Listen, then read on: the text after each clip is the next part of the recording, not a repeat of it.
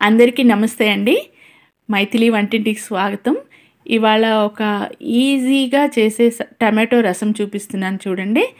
దీనికి ఒక 5, 6 పండు టమాటోలు, ఒక 4, 5 పచ్చిమిర్చి, కావలసినంత చింతపండు, ధనియాల పొడి, ఉప్పు వేసి బాగా బాయిల్ చేయాలండి.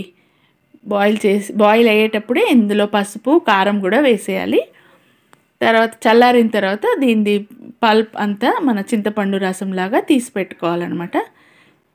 ఇది చాలా ఈజీ రెసిపీ అండి. దీన్ని ఒక్కసారి తాలింపులో వేసి ఒక్కసారి బాయిల్ చేస్తే అయిపోతుంది.